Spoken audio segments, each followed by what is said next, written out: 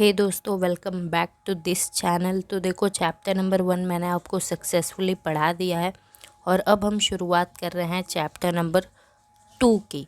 ठीक है, पूरा OCM अपलोड करने वाली हूँ। डिस्क्रिप्शन में प्लेलिस्ट का लिंक है, उसको सेव कर लो, वहीं पे सारे चैप्टर्स का लिंक आएगा। तो शुरुआत करते हैं। सबसे पहले चैप्टर का हेडिंग समझिए, इम्पोर्टेंट है। चैप्टर का हेडिंग है बिजनेस सर्विसेज 1। तो इस चैप्टर में बेसिकली हम कुछ सर्विसेज के बारे में पढ़ने वाले हैं। ठीक है, कुछ सर्विसेज को हम देखेंगे, उन्हें अच्छे से डीप में समझने वाले हैं। शुरुआत करते हैं इस चैप्टर के इंट्रोडक्शन से। तो देखिए, आज हमारे देश में सर्विसेज बहुत ज़्यादा ज़रूरी हो गई हैं। अगर आप अपना काम अच्छे से कर पा रहे हो, इतनी सारी आपको फैसिलिटीज़ मिल रही हैं, तो वो क्यों? वो इसलिए क्योंकि हमारे देश में banking, insurance, postal, storage, transportation, ये सब बड़ा आसान हो गया है। ये सारी सर्विसेज बड़ी आसान हो गई हैं और ये सर्विसेज हमारी बहुत मदद करती हैं हमारे डेली लाइफ में। इसके अलावा ये हमारा बिजनेस में भी हमारे को बहुत हेल्प करती हैं। इसके अलावा इंडस्ट्रीज़ में, एग्रीकल्चर में और दूसरे बिजनेस एक्टिविटीज़ में भी इनका बहुत बड़ा हाथ है। किनका? सर्विसेज का। कौन सी सर्विसेज का? तो banking, insurance, postal, storage, transportation, इन सब सर्विसेज का। ठीक है, ओके। अब हम ये एक सिंपल सा मैंने आपको ऐसे इंट्रोडक्शन दिया।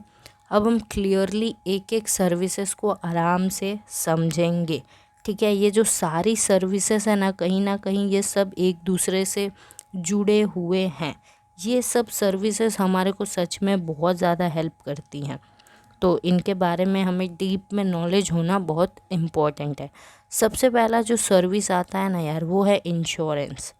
समझ आया? वो क्या है? इंश्योरेंस। मैं आपको सबसे पहले ऐसे ही बता देती हूँ, फिर मैं आपको बुक का लैंग्वेज समझाऊंगी। तो देखिए, इंश्योरेंस मतलब क्या होता है, समझिए। मैं हूँ, ठीक है, और मैं गई हूँ इंश्योरेंस लेने के लिए। तो मैं इंश्योरेंस ले रही हूँ ना, तो मैं कहलाऊँगी इंश्योरी। समझ जाइए, मैं इंश्योरेंस लेने जा रही हूँ तो मैं कहलाऊँगी इंश्योरी, और जो पर्सन मेरे को इंश्योरेंस देगा वो कहलाएगा इंश्योरर। ठीक है, तो मैं गई उसके पास और मैंने कहा मुझे इंश्योरेंस दे दीजिए, बदले में मैं आपको प्रीमियम दूंगी हर महीने।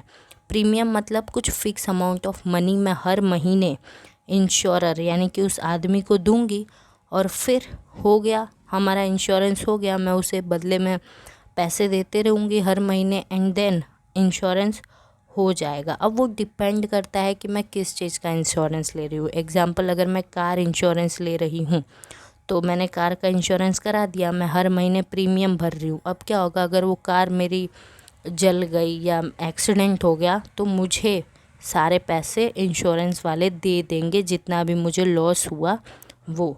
ठीक है, एक बार इसको रीड कीजिए तो क्लियर होगा आपको।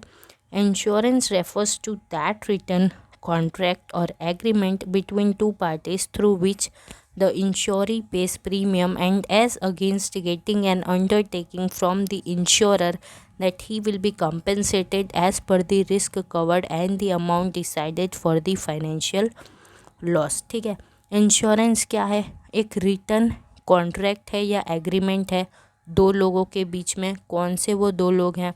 तो एक है इंश्योरी, दूसरा है इंश्योरर। जहाँ पर इंश्योरी क्या करता है, हर महीने प्रीमियम भरता है, और वो प्रीमियम भर रहा है, उसके बदले में उसको क्या मिलेगा? तो जब भी लॉस होगा, उसका जब भी नुकसान होगा, तो उसको वो सारे पैसे दे दिए जाएंगे। क्लियर? और जब यही कॉन्ट्रैक्ट रिटर्न फॉर्म में होता है ना, तो उसको कहा जाता है इंश्योरेंस पॉलिसी। ठीक है, अब देखो, इंश्योरेंस क्या है ना, कुछ प्रिंसिपल्स है, वो प्रिंसिपल्स हमारे को समझने हैं। 5 से 6 प्रिंसिपल्स हैं।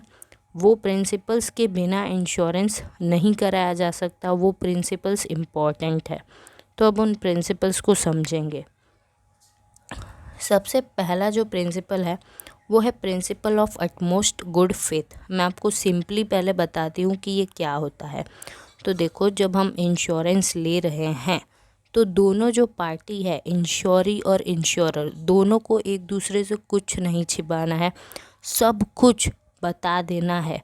जो बंदा मेरे को इंश्योरेंस बेच रहा है ना, उसे सब कुछ बताना है कि मैम ये आपको इतने पैसे देने हैं, मैम आपको इतने टाइम तक पैसे देने हैं, और अगर आपका लॉस हो गया तो हमारी कंपनी आपको बदले में इतना पैसा देगी। ये सब उसको मुझे बताना है। एंड मुझे भी अपने प्रोडक्ट के बारे में, मतलब मैं किस चीज़ का इंश्योरेंस ले रही हूँ, या फिर अगर मैं लाइफ इंश्योरेंस ले रही हूँ, हेल्थ इंश्योरेंस ले रही हूँ, तो मुझे भी सब कुछ उसको एक्सप्लेन करना पड़ेगा उस चीज़ के रिलेटेड। ठीक है, दोनों को एक दूसरे को सब कुछ सच सच अच्छे से बता देना है। इंश्योरेंस के बारे में कुछ भी झूठ नहीं होना चाहिए। ठीक है, तो फेथफुली सब कुछ डिस्क्लोज कर देना है, उसे कहा जाता है principle of utmost good faith. अब समझिए, मैं आपको लाइन टू लाइन समझा रही हूँ। तो देखिए, इंश्योरेंस का मेन ऑब्जेक्टिव है ना, पैसा कमाना नहीं होता है, प्रॉफिट कमाना नहीं होता है। उसका मेन ऑब्जेक्टिव क्या होता है कि जब हमारे को लॉस हुआ ना, तो हमें बदले में पैसे मिल जाते हैं। तो इससे हमें पता चलता है कि ये एक है सोशल कॉन्सेप्ट। ओके, अब क्योंकि हम दोनों कॉन्ट्रैक्ट कर रहे हैं, तो भाई हमें क्या म्यूचुअल और कंप्लीट फेथ रखना है, हमें एक दूसरे पर पूरा भरोसा रखना है। तो जब हम कॉन्ट्रैक्ट में घुस रहे हैं, तो दोनों पार्टी को सारा इन्फॉर्मेशन इंश्योरेंस और इंश्योरेंस प्रोडक्ट के रिलेटेड एक दूसरे को बता देना है। ठीक है, अगर पूछा नहीं गया है तो भी हमें सब कुछ बता देना है, क्लियर कर देना है, सारा इन्फॉर्मेशन दे देना है, ताकि कोई फ्रॉड ना हो। ठीक है, और अगर आप ऐसा नहीं करते हो, इसका मतलब आप भाई गलत काम कर रहे हो, आपका इंश्योरेंस सही नहीं है। ओके, नेक्स्ट, उसके बाद आता है प्रिंसिपल ऑफ इंडेमनिटी। अब देखो, ये प्रिंसिपल ऑफ इंडेमनिटी क्या है। सो insurance contract is made to compensate for the loss incurred by the insurer. So the main objective of insurance is the principle of indemnity. This principle is used to decide how much the insurance company will have to pay to the insurer in the event of loss incurred. This is important. Okay, चलो। So principle of indemnity काफ़ी simple है। ये principal हमें ये कहता है कि देखो, हम जो इंश्योरेंस ले रहे हैं ना किसी भी सामान का, तो अगर हमको लॉस हो जाता है, अगर वो सामान डैमेज हो जाता है, तो बदले में हमें इंश्योरेंस कंपनी कितना पैसा देगी, जब वो हम डिसाइड करते हैं ना, उसे कहा जाता है प्रिंसिपल ऑफ इंडेमनिटी। समझ आया आपको? ओके, आई होप आपको क्लियर होगा। एक बार फिर से समझ लीजिए। फॉर एग्ज़ाम्पल, मैं अपने कार का इंश्योरेंस ले रही हूँ। ठीक है, मैं कार का इंश्योरेंस ले रही हूँ, तो मुझे बता दिया गया कि मैम आपको महीने महीने इतने पैसे भरने हैं। ठीक है, वो तो ठीक है, लेकिन भाई क्या होगा अगर मेरी कार डैमेज हो जाएगी, तो मुझे आप लोग कितने पैसे दोगे, टोटल कितना पैसा आप मुझे दोगे? तो वो जो पैसा हम डिसाइड कर रहे हैं, वो कहलाता है प्रिंसिपल ऑफ इंडेमनिटी। जितना पैसे का आप इंश्योरेंस ले रहे हो ना यार, आपको उतना ही पैसा मिलेगा। ऐसा नहीं है कि आपने 3 लाख रुपए का इंश्योरेंस लिया है और आपको 5 लाख मिलेगा, ऐसा नहीं है। अगर आप 3 लाख का इंश्योरेंस ले रहे हो, भले ही वो जो प्रोडक्ट है वो 5 लाख का है, सपोज़ भले ही मेरी गाड़ी 5 लाख की है, लेकिन मैं इंश्योरेंस 3 लाख का ही ले रही हूँ, तो अगर मेरी कार डैमेज हो जाती है तो मुझे 3 लाख मिलेगा, 5 लाख नहीं मिलेगा, क्योंकि मैंने इंश्योरेंस 3 लाख का ही करवाया है। ठीक है, वही यहाँ पे दिया हुआ है। ओके, ऐसे 3 केस यहाँ पे दिए हुए हैं। व्हेन दी वैल्यू, दूसरा वाला देखो, पहला तो मैंने आपको समझा दिया। When the value of product is ₹5 lakh but the insuree has insured it only for 3 lakh. Okay, so अगर मैंने अपनी कार, मैं कार का ही एग्जांपल से आपको समझा रही हूँ, अगर मेरी जो कार है वो 5 लाख की है भले, लेकिन मैंने उसका इंश्योरेंस कितने का करवाया है, 3 लाख का, और समझो कि मेरी कार पार्शियली डैमेज हुई है, मतलब आधा ही डैमेज हुआ है, तो मुझे है ना, मैंने 3 लाख का ही लिया है ना इंश्योरेंस, तो मुझे आधा ही पैसा मिलेगा, यानी कि 1,20,000। समझे? 5 लाख का कोई लेना देना है ही नहीं भाई। 5 लाख की भले गाड़ी है, लेकिन तुमने कितने का इंश्योरेंस कराया है, 3 लाख का। तुम्हारी गाड़ी आधी डैमेज हुई है, तो हम तुमको आधा ही पैसा देंगे, 3 लाख पे आधा पैसा देंगे, यानी कि 1,20,000। ठीक है। ओके, वैसे तो 3 लाख का आधा 1.5 लाख होता है, लेकिन ठीक है 1,20,000 ठीक है। ओके, एंड अगर आपने 5 लाख का आपका कोई सामान है एंड आपने उसका इंश्योरेंस 5 लाख का ही लिया है तो आपको 5 लाख मिलेगा। Okay, clear. तीसरा प्रिंसिपल देखो, that is principle of insurable interest. तो ये प्रिंसिपल ये कहता है कि आप जिस भी सामान का इंश्योरेंस करवा रहे हो उसमें आपका है ना फाइनेंशियल इंटरेस्ट होना चाहिए। समझ आया? उसमें क्या होना चाहिए आपका फाइनेंशियल इंटरेस्ट, मतलब कहीं ना कहीं आपका एक फाइनेंशियल रिश्ता होना चाहिए उस सामान से। देखो यहाँ पे एग्जाम्पल दिया हुआ है, the owner of the house has financial interest in a house while a tenant of the house does not have a financial interest. तो सपोज़ मेरा एक घर है, ठीक है, तो मैंने उसका ले लिया इंश्योरेंस। मैं क्यों इंश्योरेंस ले रही हूँ उस घर का? क्योंकि मुझे डर है कि मैंने इतने पैसे लगाए हैं इस घर में, कहीं इस घर को कुछ हो ना जाए, बाढ़ वाढ़ आ गया, बिजली विजली कड़क गई, ये कहीं टूट फूट गया तो मेरे इतने सारे पैसे वेस्ट हो जाएंगे। तो कहीं ना कहीं मेरा फाइनेंशियल इंटरेस्ट है ना। और जो वहाँ पे भाड़े पे रह रहा होगा उसको क्या यार, भले ही वो घर टूट फूट भी जाए तो उसका कुछ नहीं जा रहा है, क्योंकि उसका वहाँ पे इंटरेस्ट नहीं है फाइनेंशियल इंटरेस्ट। फाइनेंशियल इंटरेस्ट मेरा है, मैंने पैसे लगा के उस घर को बनवाया था। तो ऐसे ही आप जिस भी सामान का इंश्योरेंस ले रहे हो उसका और आपका एक फाइनेंशियल रिश्ता होना चाहिए। क्लियर? ओके। चौथा है प्रिंसिपल ऑफ सब्रोगेशन। ओके, तो ये जो प्रिंसिपल है वो ये कहता है कि अगर आपने किसी प्रोडक्ट का इंश्योरेंस लिया है, ठीक है, और अब वो प्रोडक्ट डैमेज हो गया, ठीक है, तो वो जो डैमेज प्रोडक्ट का ओनरशिप है वो इंश्योरेंस कंपनी के पास चली जाएगी। ये क्या बोल रहे हो मैम? देखो एग्जांपल देती हूँ, ध्यान से समझना। वही यार, गाड़ी की ही एग्जांपल दे रही हूँ। समझ लो मैंने कार इंश्योरेंस लिया था, ठीक है। अब एक दिन क्या हुआ, मैंने वो गाड़ी किसी को चलाने के लिए दी, उसने ठोक ठाक दिया और वो गाड़ी पूरी डैमेज हो गई। तो मैं गई इंश्योरेंस कंपनी वालों के पास कि भाई मेरे इंश्योरेंस के मेरे को पैसे दे दो।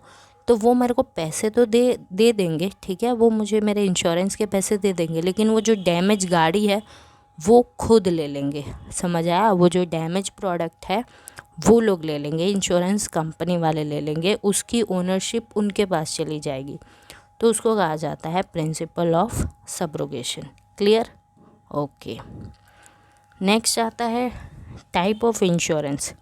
देखो 2 टाइप के इंश्योरेंस होते हैं, एक लाइफ इंश्योरेंस, एक जनरल इंश्योरेंस। लाइफ इंश्योरेंस में भी एक होल लाइफ इंश्योरेंस आता है, एक इंडोनमेंट इंश्योरेंस आता है, और जनरल इंश्योरेंस में भी 3 इंश्योरेंस है, goods transportation insurance, fire insurance, other general insurance. चलो इन सबको भी समझ लेते हैं। ओके, तो सबसे पहला है यार होल लाइफ इंश्योरेंस। अब ये होल लाइफ इंश्योरेंस क्या होता है हम उसको समझते हैं। When a person who is insured dies, the insurance company undertakes to pay a pre-decided sum as a compensation to the legal heir of the deceased according to the contract or an agreement. It is known as whole life insurance. The insurer has to pay periodic premium which is to be paid throughout his life. Okay, तो समझ लो मैं, ठीक है।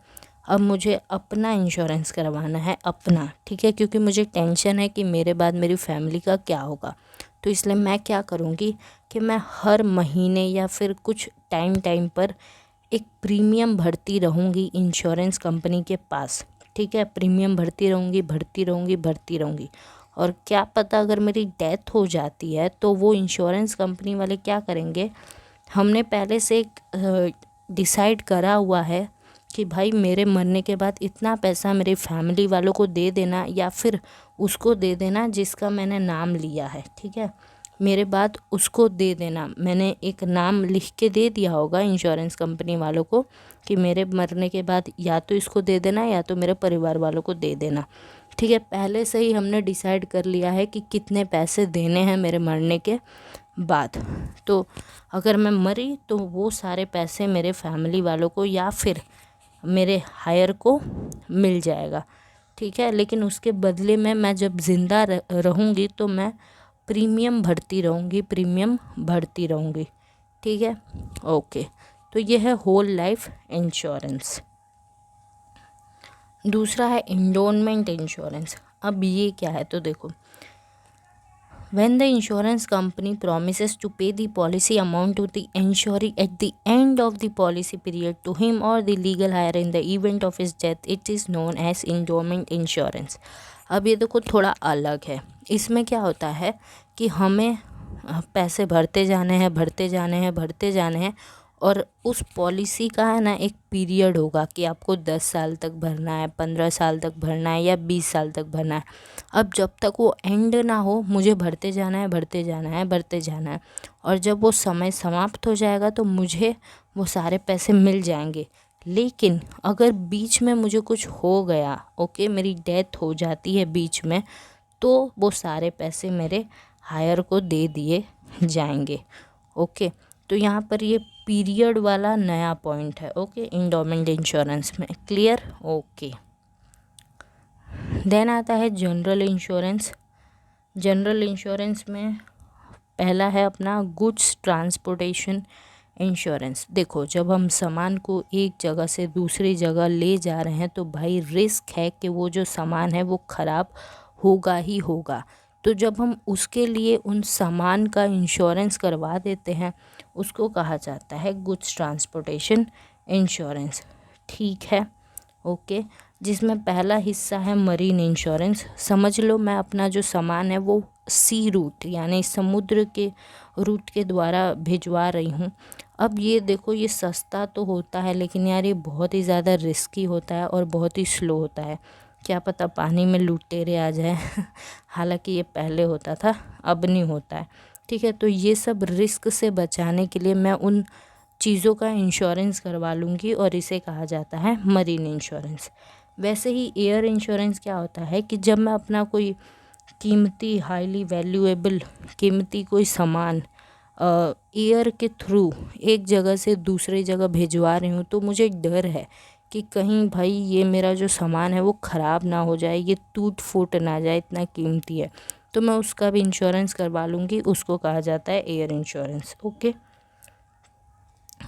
And तीसरा है rail road insurance. अगर मेरा जो सामान है वो रोड के रास्ते से या फिर रेलवे के रास्ते से जा रहा है तो भी यार डैमेज होने का रिस्क है, चोरी होने का रिस्क है, तो उन रिस्क से बचने के लिए मैं उनका इंश्योरेंस करवा लूँगी and that is known as railroad insurance, okay. देन आता है फायर इंश्योरेंस। भाई नाम से ही आपको पता चल जा रहा है ये चैप्टर बहुत ही ज़्यादा इजी है सच में। फायर इंश्योरेंस क्या होगा भाई, अगर समझ लो मेरी कोई प्रॉपर्टी है या मेरा कोई दुकान है या मेरा कोई बिज़नेस है और मुझे डर लग रहा है कि कहीं आग की वजह से मेरी प्रॉपर्टी ना ख़राब हो जाए, मेरा बिज़नेस ना डूब जाए, अगर आग लग गई तो भाई सब कुछ ख़त्म हो जाएगा, तो मैं क्या करूँगी कि मैं फ़ायर इंश्योरेंस ले लूँगी। मैं इंश्योरेंस कंपनी के पास जाऊँगी, बोलूँगी मुझे फ़ायर इंश्योरेंस लेना है अपने इस प्रॉपर्टी के लिए। बदले में मैं हर टाइम उनको क्या देती रहूँगी, प्रीमियम भरती रहूँगी। और अगर मेरे प्रॉपर्टी में कहीं आग वाग लग गई तो वो क्या करेंगे, मुझे पैसे दे देंगे, ठीक है, कंपेंसेट कर देंगे। क्लियर? वो है फायर इंश्योरेंस। और फिर उसके बाद आता है अदर जनरल इंश्योरेंस। देखो यहीं पे दिया हुआ है अदर जनरल इंश्योरेंस में और भी बहुत सारे इंश्योरेंस, मतलब अगर आप किसी लॉस के लिए इंश्योरेंस करवा रहे हो तो वो आ जाता है अदर जनरल इंश्योरेंस में, या फिर आप हेल्थ इंश्योरेंस ले रहे हो या फिर चोरी के लिए कोई इंश्योरेंस ले रहे हो कि मेरा सामान चोरी ना हो, या फिर अपने एनिमल का आप इंश्योरेंस ले रहे हो या किसी ग्रुप का इंश्योरेंस करवा रहे हो, स्पोर्ट्स का इंश्योरेंस ले रहे हो, व्हीकल इंश्योरेंस करवा रहे हो। ये देखो आप रीड कर सकते हो यार, अगर आप इन सब चीज़ों का इंश्योरेंस करवा रहे हो तो ये सब कहाँ आता है, अदर जनरल इंश्योरेंस में आता है, ओके।